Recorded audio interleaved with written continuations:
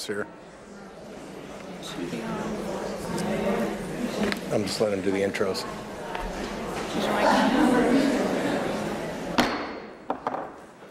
Good morning. Welcome to the first roundtable of the Bipartisan Task Force to End Sexual Violence. On behalf of my fellow co-chairs of this task force, I want to welcome you all to our exceptional panel of witnesses, as well as the members of the task force who have joined us here this morning. Thank you all for being here. This promises to be an insightful conversation on a number of issues affecting people in all of our districts all across our country. Mr. Meehan, Ms. Custer, Ms. Spire, and I announced the formation of the Task Force to End Sexual Violence in April, Sexual Assault Awareness Month, with the goal of highlighting these issues in Congress and educating ourselves and our peers about the challenges our nation faces and the ways we, as representatives of the people, can help combat sexual violence in its many forms. I know my colleagues on this task force have their own reasons for being here, but for me, I wanted to be involved because I saw this problem firsthand from my 25 years as a prosecuting attorney in Geauga County, Ohio. The two topics we have decided to focus today's roundtable on are sexual assault kit backlog and access to SANE nurses. A sexual assault kit is a tool used to collect evidence left on a survivor after an assault. These examinations are completed by a medical professional, ideally a specifically trained sexual assault nurse examiner, also known as a SANE nurse. The purpose of this examination is to collect any genetic evidence that may have been left behind by an attacker. The problem is that our nation faces a backlog, potentially hundreds of thousands of kits deep. This backlog is a result of factors such as variance in testing procedures, outdated equipment, unclear guidelines, lack of training, budget restrictions, and generally a large caseload. These untested kits represent victims who are still waiting for justice. That is why this issue is a priority for this task force. Moreover, we understand that without trained SANE nurses, we are unable to collect the necessary evidence to go after the perpetrators. We have a very special panel of witnesses today. First, we are pleased to welcome Ms. Mariska Hargitay. Most of all, if you don't know her, is Detective Olivia Benson on Law and Order at SVU. And as I told her this morning, a reason my daughter is now in her just finished her first year of law school at UC because she wants to follow up on the work that you've portrayed on TV. But you might recall that what she does behind the scenes, what she really does is a real-life advocate and voice for victims of sexual assault. As an actress, activist, and advocate, Ms. Hargitay has dedicated her time, talent, and resources to be an inspiration and force for change. Through her role as Detective Benson on NBC's Law and Order Special Victims Unit, Mariska was awakened to the weight that the survivors of sexual assault, domestic violence, and child abuse carry, the weight of shame, pain, fear, darkness, judgment, and isolation. And inspired by their courage, she decided to be part of a multiple education and awareness campaigns around these issues for Joyful Heart and other organizations. She has made public service announcements to end the rape kit backlog in the United States, passed critical legislation to bring healing and justice to survivors, prevent child abuse, and engage men to end violence and abuse. She has also filmed many public service announcements with NBC's The More You Know campaigns and Got Milk, and has lent her time and voice to other victim assistance organizations in hope of raising awareness and much-needed financial support for their programs. Committed to ending violence and abuse and caring for those who have survived it, Mariska spends as much time off-screen dealing with these crimes as she did while busting perps through her role as Detective Benson. We are also pleased you are here to speak with us and look forward to hearing from you. I would like to welcome our next witness, victim advocate Lavinia.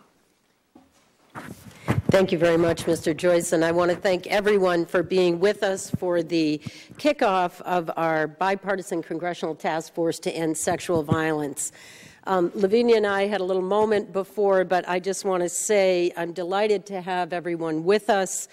Mariska Hargitay, thank you for your leadership on this issue and for your advocacy and for speaking out. I'm delighted to have Michael O'Malley and Richard Bell with us. I think we've got a lot to learn and hopefully good practices to share. Jennifer Markowitz and Nathan James, thank you for the work that you do. David said that his reason for being here, my reason for being here is that over 40 years ago, as an undergraduate in college, I was assaulted. A few years after that, I was working as staff here on Capitol Hill. Actually, Jackie and I were working in offices next door to each other, and I was what we now know to be sexually harassed in the workplace. We didn't have a name for it back then. And then a few months after that, I was attacked walking home on Capitol Hill and luckily was able to get away. But the reason I bring these up is not about my story, but because it's really so common. I didn't tell anyone any of these stories for 40 years. I didn't tell my husband, I didn't tell my sons, I didn't tell my own family. And the reason I now understand is because I thought that it was my fault. I thought that I was in the wrong place, I had done the wrong thing. It didn't make any sense to me in my 20s why it would be my fault. And it's taken me 40 years to understand that it certainly was not. And I really appreciate Lavinia. And I said, if our generation had been more courageous and had spoken up, but now I'm dedicating my life and delighted to be here with my colleagues in a bipartisan way, men and women coming together. Our staff has done an extraordinary job, young men and young women.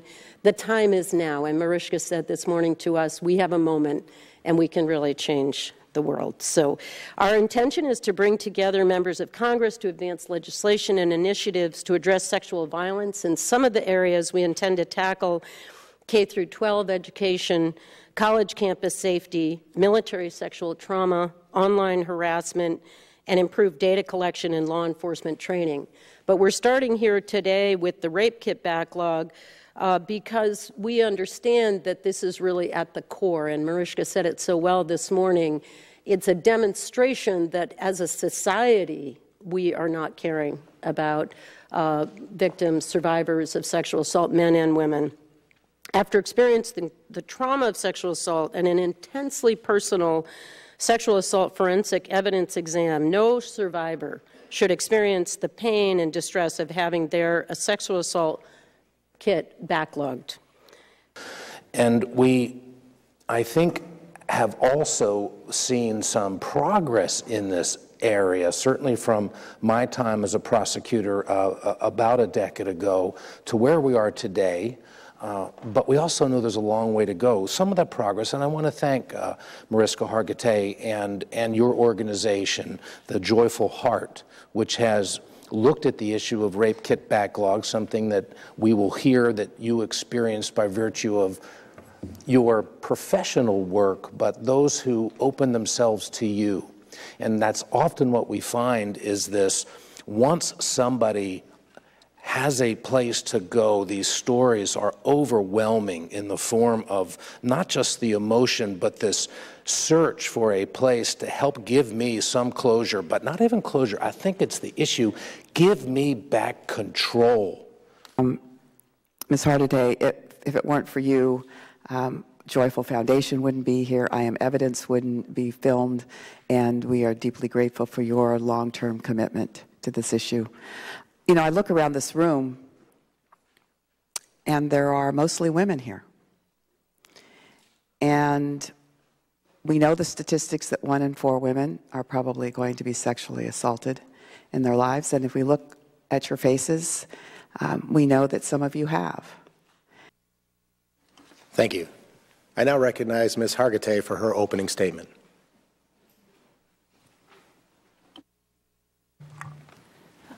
Good morning. I just want to start by saying thank you so much for your heartfelt comments and your passion to this work. I'm Mariska Hargitay, and I'm speaking to you today as the president and the founder of the Joyful Heart Foundation.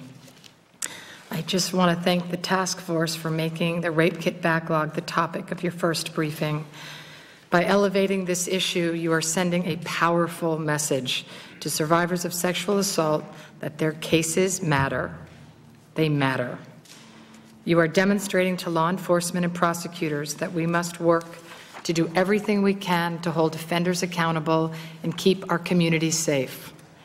You have my full statement on record, so I'd like to use my time today to focus on how far we have come in addressing the untested rape kit backlog in recent years, and that discussion cannot begin without acknowledging the significant sea change that is happening across this country, seeded by the actions of the federal government.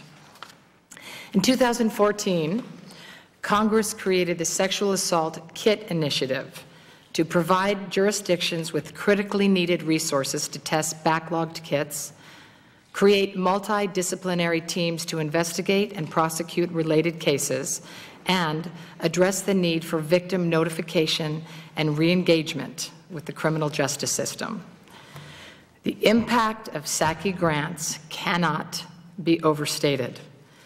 We have heard from law enforcement and prosecutors that the funds, as well as the requirement to create a team to undertake systemic reform, are bringing communities together like never before.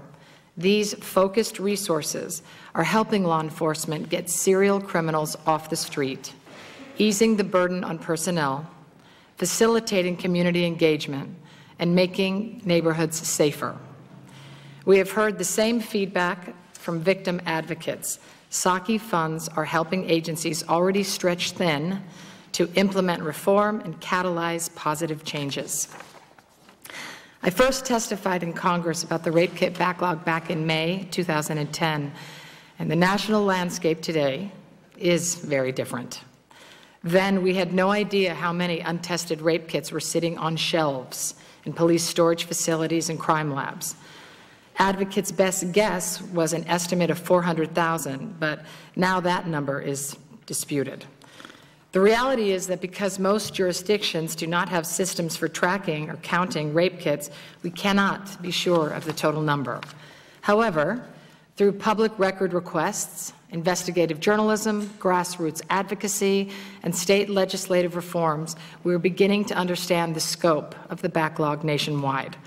Since 2010, more than 200,000 untested rape kits have been accounted for, and 21 states and Washington, D.C. have passed laws requiring audits of untested rape kits. When I testified in 2010, there were no state rape kit reform laws on the books. Today, that trend has shifted. Since January 1st, 2017, 71 rape kit reform bills have been introduced in 32 states, and 10 states have laws. Joyful Heart has launched a national campaign to pass comprehensive rape kit reform legislation in all 50 states by 2020. Since 2010, 30 states have enacted some type of rape kit reform, and last week, Texas became the first state in the nation to enact all 6 pillars of our national best practices.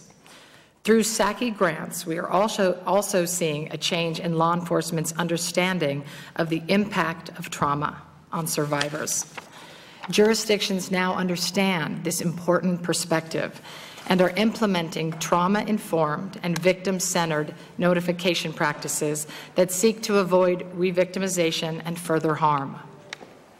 Although we have seen progress, there is still much more work to be done. Today, only 8 states have laws requiring testing in both current or backlogged kits. That means in most states, the decision to send kits for testing is left up to the discretion of an individual.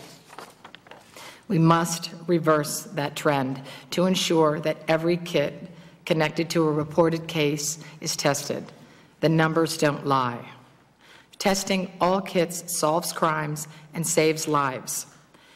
The survivor's legislative district should not determine the outcome of their case or their right to information. On behalf of all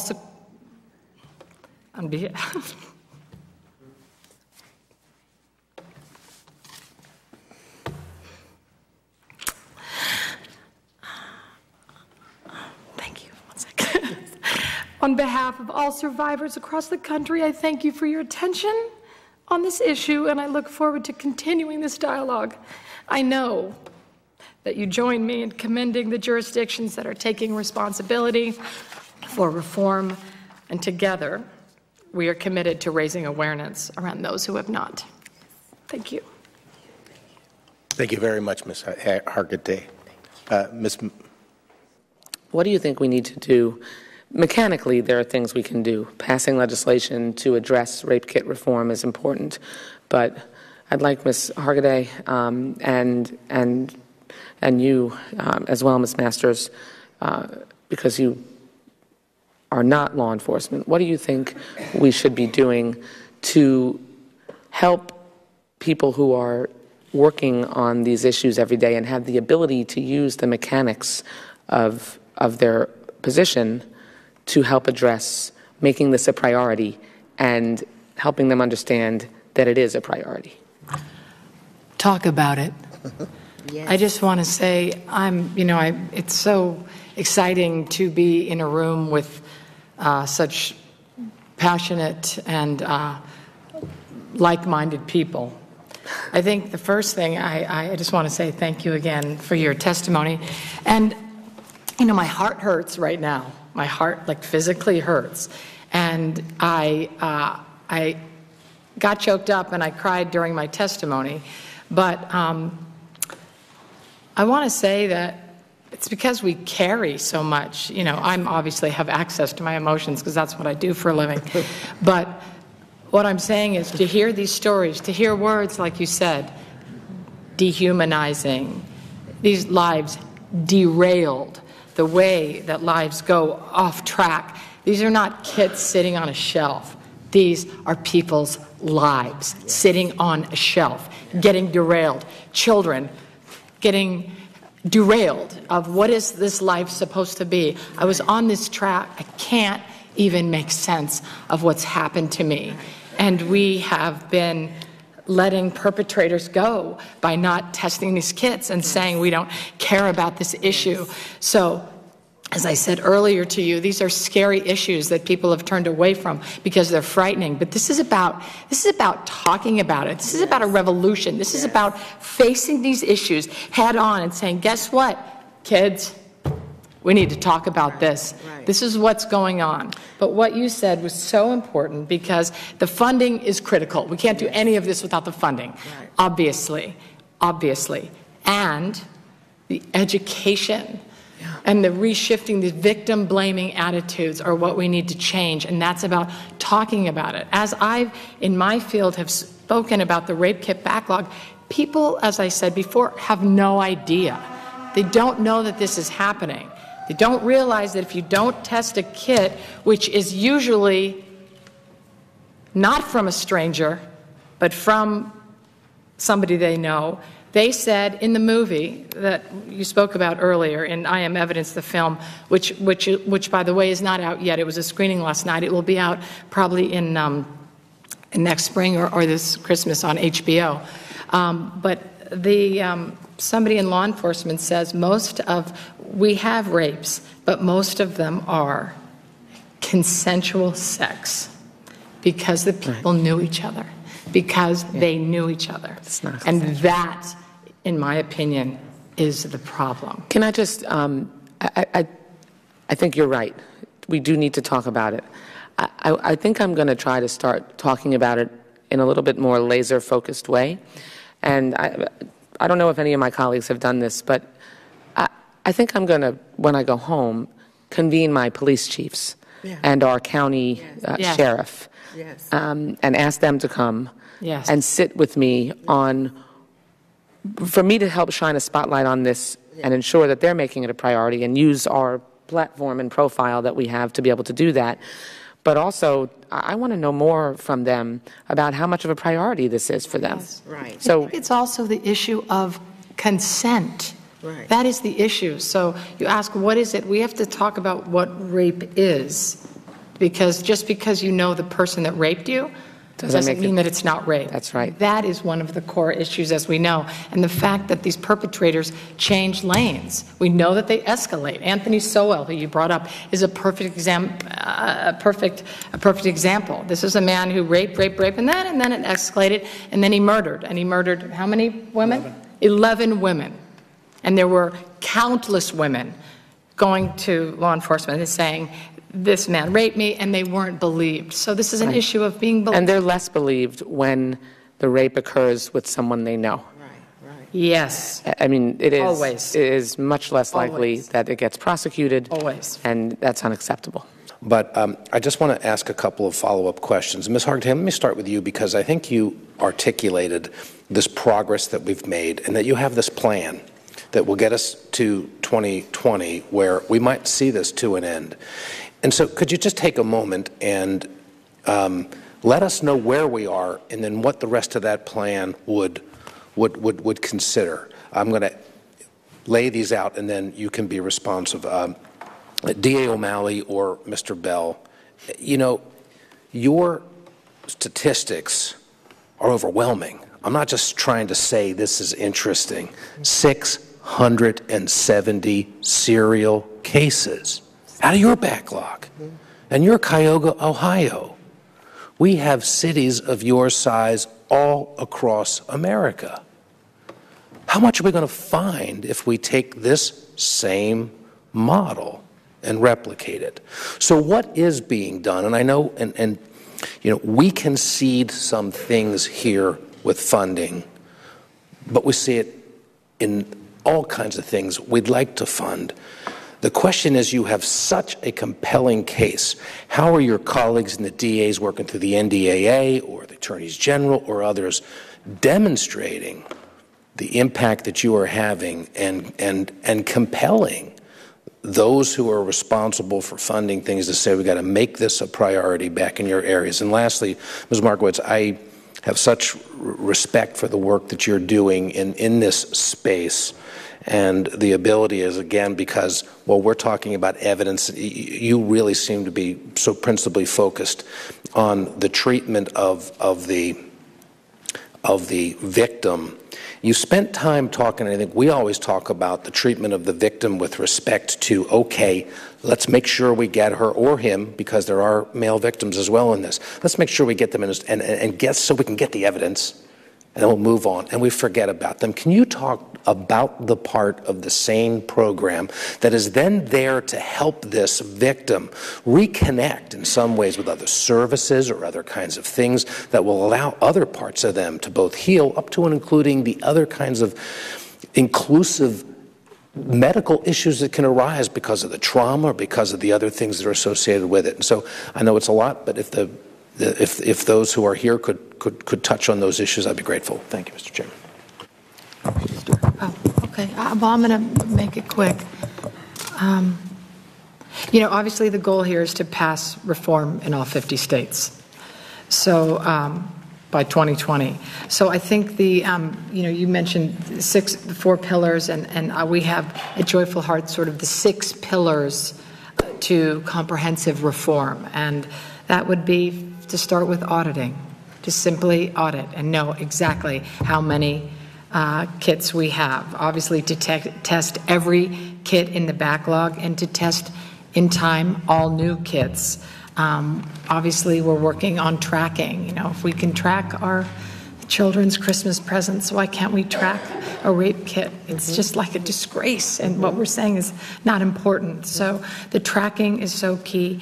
And the other thing, you know, is a victim's right to know. I spoke briefly about victim notification, but at Joyful Heart, we've been, you know, we've invested in 2 years of research of how the victim, if the victim, when the victim, how the victim wants to be notified. And that is so important, to speak to what the victim needs. And again, keep the survivor at the center. And funding. So those are sort of our 6 pillars to reform. And, you know, again, I just wanted to go back to what you asked about the testing and what people believe. There are 5 reasons, like concrete reasons, to test every single kit and to test assailants there that we know, because the first is to identify an unknown suspect, right? If we put somebody's DNA in CODIS, then all of a sudden we can get a hit on that. Then it can match a known suspect, somebody that we already know, and go, hey, put those 2 together. Bing, we have 2. Corroborate a victim's account. If the victim said he did this and he says, no, I didn't, and then we find DNA there, we're like, well, you're out. Discredit the perp's account of the rape, and again, exonerate the innocent. So there are so many reasons. That's why I just think every kit should be tested, and every time, that, you know, to get a swab, because then we are preventing so many rapes from happening. In the film that I made, you see how many women wouldn't have been raped if one kit was tested. One. I just want to add, last night at the screening, somebody, a young woman who was a nurse, raised her hand and said that she had seen some things about healthcare in the hospital, and she specifically asked, how do I need to know, I need training, how do I deal with survivors, she goes, I've seen some things that people are not treating people the way they should be treated. And that was a young nurse's question for us about how she could learn and how she could further her training. So this is a wonderful place to say that this is the beginning of a conversation. We do have a hard stop. People have to get to their planes and such. I want to thank my colleagues for being with us. This is beyond my wildest dreams in pulling together this bipartisan coalition. It also ties in, and we won't have time for my questions, but the idea of both directions. Not only do we have serial predators that are not being caught, but the downstream impact on the health and well-being. We have a bipartisan task force on the opioid epidemic that many of us are involved with. Many of the, I'll call it victims, because they're swept into this epidemic, we are finding are survivors of sexual assault and trauma from the military in their personal lives. So much more to talk about. We appreciate you being with us. Thank you to my colleagues. And this is, as I say, we will continue. Thank you. Thank you all for being here. The meeting's adjourned.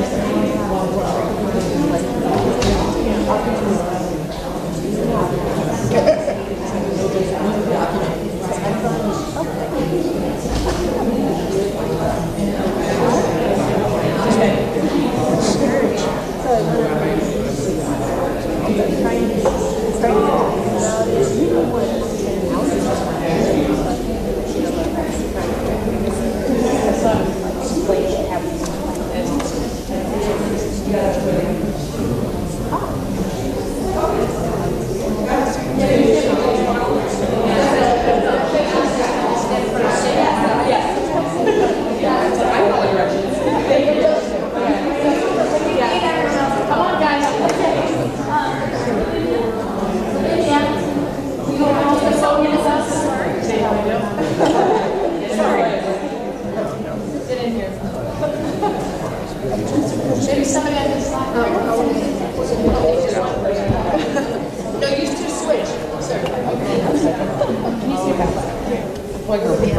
boy, girl, that's good.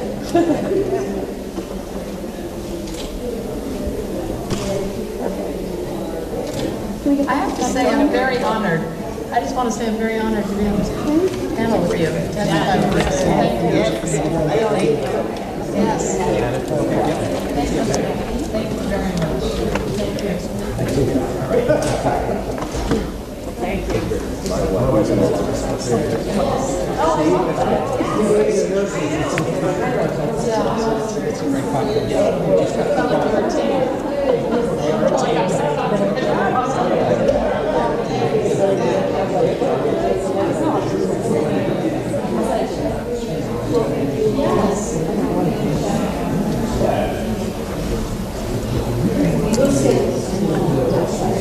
Yes.